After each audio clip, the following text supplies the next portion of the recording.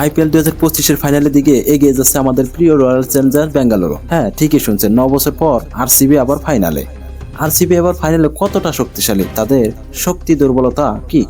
কিন্তু তার আগে একটা কথা বলি, আরসিবি ফ্যান হতো মানে একটা আবেগের ব্যাপার, তাই না? একবার হাসি একবার কান্না। চলুন দেখি কিভাবে আরসিবি এই ফাইনালে পৌঁছেছে আর তাদের শক্তিই বাকি।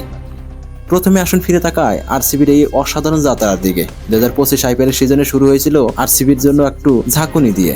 প্রথম 8 ম্যাচে মাত্র একটি জয়। হ্যাঁ, ফ্যানরা তো ভেবেছিল আবার সেই পুরনো গল্প, কিন্তু এখান থেকে আরসিবির একটা অবিশ্বাস্য কামব্যাক করে। তারা টানা 6টি ম্যাচ জিতে প্লে অফে জায়গা করে নেয় এবং কোয়ালিফায়ার 1-এ পাঞ্জাব কিংসে 8 উইকেটে হারিয়ে ফাইনালে পৌঁছে যায়। এখন আপনারা হয়তো ভাবছেন, ঠিক আছে আরসিবি ফাইনালে পৌঁছেছে, কিন্তু ফাইনালে জিততে তারা কতটা প্রস্তুত? চলুন এবার আরসিবির শক্তি আর দুর্বলতাগুলো খুঁটিয়ে দেখি। আরসিবির এবারের দলটা যেন একটা পারফেক্ট রেসিপি, ব্যাটিং, বোলিং আর ফিল্ডিং এর দারুণ মিশ্রণ। প্রথমে কথা বলি ব্যাটিং নিয়ে। বিরাট কোহলি এখনো দলের মেরুদণ্ড। 2025 সিজনে তিনি 614 রান করেছেন, স্ট্রাইক রেট 147.91। এটা যেন 2016 সালের বিরাটের ফিরে আসা। ফিলসন, যিনি সিজিংয়ে 4টি 50 করেছেন, দলকে দারুণ শুরু দিচ্ছেন। রজত পাতিদার আর লিয়াম লিভিংস্টোনের মতো মিডল অর্ডারের ব্যাটসম্যানরা ফিনিশিংয়ে দুর্দান্ত।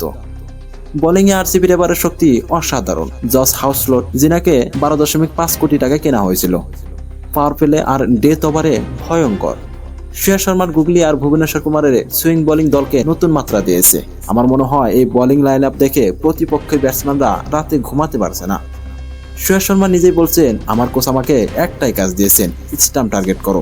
এই স্পষ্ট পরিকল্পনা আরসিবির বোলিংকে অপ্রতিরোধ্য করেছে। আরেকটা বড় শক্তি হলো ফ্যানদের সমর্থন। রজত পাতিদার বলছেন, চিন্নাস্বামী স্টেডিয়ামে ফ্যানদের আরসিবি আমাদের জন্য অতিরিক্ত একজন খেলোয়াড়ের মতো। এটা যেন দলের মানসিক শক্তিকে আরো বাড়িয়ে দেয়। এখন আপনারা হয়তো ভাবছেন, আরে এত শক্তি তো ঠিক আছে, কিন্তু আরসিবির কি কোনো দুর্বলতা নেই? চলুন এবার তাদের দুর্বলতার ফাইনালের সম্ভাবনা নিয়ে কথা বলি। যদিও আরসিবি এবার অনেক শক্তিশালী, তবুও কিছু চিন্তার জায়গা রয়েছে। প্রথমত তাদের ডেথ বোলিং। চিন্নাস্বামী স্টেডিয়ামের মতো একটা ব্যাটিং ফ্রেন্ডলি পিচের শেষ ওভারগুলোতে রান আটকানো এখনো একটা চ্যালেঞ্জ। দ্বিতীয়ত রজত পাতিদারের নেতৃত্ব, তিনি দারুণ ফর্মে আছেন, কিন্তু এত বড় মঞ্চে ক্যাপ্টেন্সির অভিজ্ঞতা তার খুব কম। ফাইনালে আরসিবির প্রতিপক্ষ হতে পারে মুম্বাই ইন্ডিয়ান্স বা পাঞ্জাব কিংসের মতো শক্তিশালী দল। এই দলগুলোর বড় ম্যাচ জেতার অভ্যাস তাদের আছে। তবে আমার মনে হয় আরসিবির এবারের মানসিক শক্তি তাদের সবচেয়ে বড় অস্ত্র। তারা এই সিজনে বারবার হারের মুখ থেকে ফিরে এসেছে, চাপের মুখে ঠান্ডা মাথায় খেলছে। বিরাট কোহলির কথা আর মাত্র একটা ম্যাচ বাকি, এই আত্মবিশ্বাসী তাদের ফাইনালে এগিয়ে রাখবে।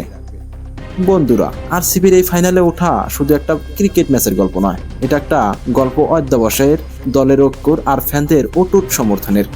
আমি নিজেও একজন আরসিবি ফ্যান হিসাবে বলছি, এই যাত্রাটা আমাদের শিখিয়েছে হারলেও হাল ছাড়া যাবে না। এবার আমরা সবাই মিলে দোয়া করি যেন 3 জুন 2025-এ আরসিবি ট্রফি জিতে আমাদের স্বপ্ন পূরণ করে। তো এই ছিল আজকের ভিডিও। এই ভিডিও যদি আপনাদের ভালো লেগে থাকে তাহলে অবশ্যই লাইক করবেন আর চ্যানেলটা সাবস্ক্রাইব করতে ভুলবেন না। ততক্ষণে আমাদের সাথে থাকুন আরও ক্রিকেট গল্পের জন্য। তাহলে আবারও দেখা হবে। ধন্যবাদ সবাইকে।